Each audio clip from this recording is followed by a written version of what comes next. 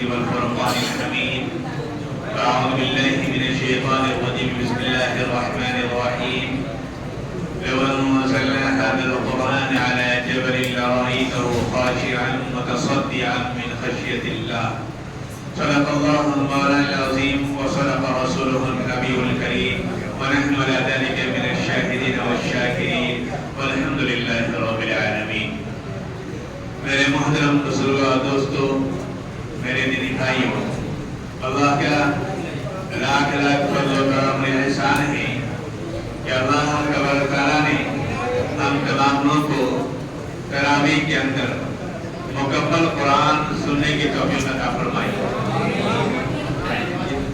بھائی آواز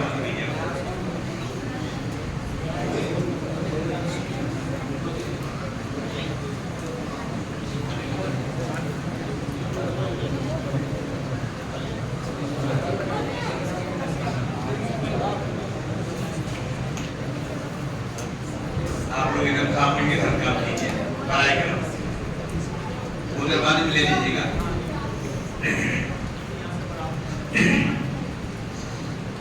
ہمیشہ کا میرا معمول رہا ہے تکمیل قرآن پر کہ مختصر گفتگو سے پہلے دو چار نعتیہ اشعار یا قطعات یا کوئی نظم پیش کرتا ہوں. ایک بہت ہی پرانی نظم ہے جو شاید آپ نے سنی بھی ہوگی. آج میں وہ نظم آپ کے سامنے پیش کرنے جا رہا ہوں. امید ہے انشاءاللہ پسند آئے گی. تو پڑھوں. قرآن کی فریاد ہے یہ. اگر اشعار پسند آئے تو سبحان اللہ. تو آئیے ایک مرتبہ ہم درود پاک پڑھ لیں. اللہم صلی علی محمد وعلی محمد وبارک وسلم وسلم تسلیما کثیرا کثیرا. تاقوں میں سجایا جاتا ہوں، آنکھوں سے لگایا جاتا ہوں. تاقوں میں سجایا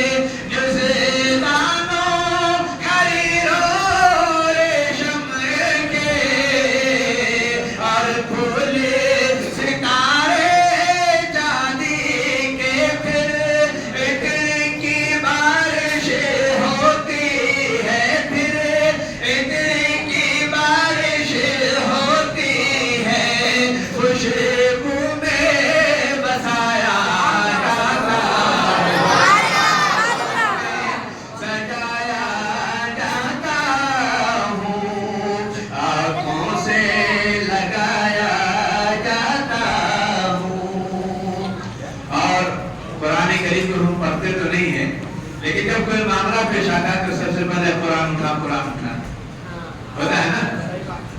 قرآن اٹھا.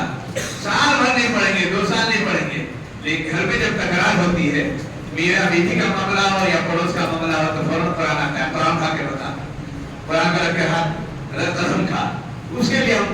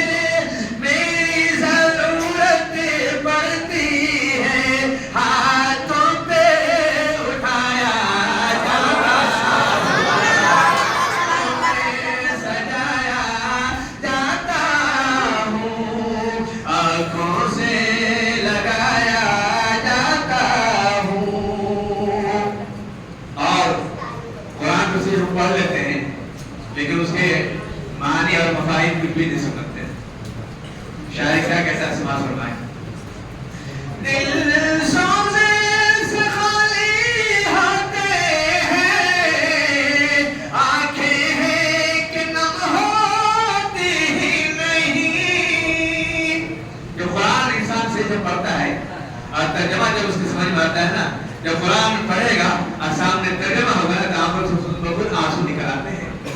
یہ عالموں سے پوچھیے, علماء کرام سے پوچھیے, جب قرآن پڑھتے نماز کا درنا تب کیا دل پر اثر پڑتا ہے, ان سے سمجھیے آپ. اور آج بھی جو آیتیں جو قرآن کریم کی صورتیں نماز میں پڑھتے ہیں, واللہ آپ اس کو ترجمے کے ساتھ یاد کر لیجئے, ابھی نماز میں پڑھیے, انشاءاللہ آنکھوں سے آنسو جاری ہو جائیں گے, دل میں گرمی آ جائے گی. دل سوزے سخانے ہوتے ہیں, آنکھیں ہیں کہ نم ہوتی نہیں, کہنے کو میں کہ جلسے میں, کہنے کو میں کہ جلسے میں, پڑھ پڑھ کے سنایا جاتا ہوتا ہے, سجایا جاتا ہوں, آنکھوں سے لگایا جاتا ہوں. اور ابھی آپ دیکھیں گے اس دور میں زیادہ تر جو ہے معاملہ نیکی دب جاتی ہے اور دھوکہ کرتا پایا جاتا ہے, فریب اوپر چڑھ جاتا ہے, جھوٹ اوپر چڑھ جاتا ہے, سچائی دب جاتی ہے. یہ آج عام ہو گیا ہے. سچ بولنے والے دب جاتے ہیں, جھوٹے لوگ اکڑ کے چلتے ہیں, جھوٹے لوگ ابھر کے چلتے ہیں, اور وہ سمجھتے ہیں کہ میں کامیاب ہو گیا. یہاں کامیاب ہو جائے گا لیکن اللہ کے یہاں کامیاب نہیں ہو سکتا ہے. اور کیا شاعر کہتا ہے, سماج فرمائیں, نیکی میں بدی کا غلبہ ہے, سچائی سے بڑھ کر دھوکہ ہے.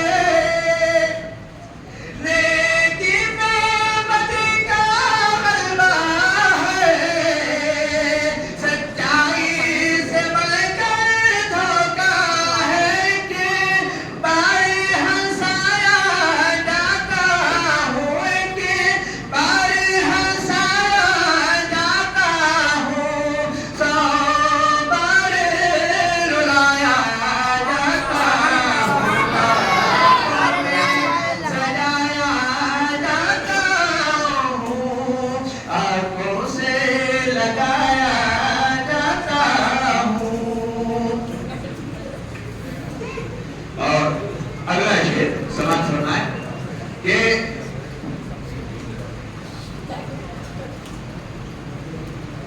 محبت ہمیں قرآن سے روز ہے کہ نہیں ہے, لیکن پڑھتے کب کب ہے, شب برات میں, یا کبھی ہمارے یہاں کوئی انتقال ہونے والا ہو یا انتقال ہو گیا ہو تب پڑھتے ہیں, ہے نا. یہی محبت ہے ہماری قرآن سے.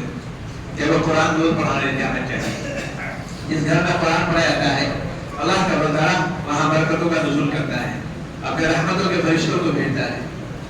تو شاعر کیا کہتا ہے, سماعت فرما لیں, یہ میری عقیدت کے دعوے قانون پہ راضی غیروں کے, یہ میری عقیدت کے دعوے قانون پہ راضی غیروں کے, یوں بھی مجھے رسوا کرتے ہیں, یوں بھی مجھے رسوا کرتے ہیں, ایسے بھی ستایا جاتا ہوتا, آنکھوں میں سجایا جاتا ہوں, آنکھوں سے لگایا جاتا ہوں. اور قرآن کریم کہتا ہے کہ ہر پروگرام میں مجھے پڑھ کر سنا جاتا ہے, لیکن اس کا اثر کتنا ہوتا ہے. شاعر کیا کہتا ہے, سماعت فرما لیں, کسی بزم میں میرا ذکر نہیں, کسی عرش پہ میری دھوم نہیں, کسی بزم میں میرا ذکر نہیں, کسی عرش پہ میری دھوم نہیں, میں پھر بھی اکیلا رہتا ہوں, میں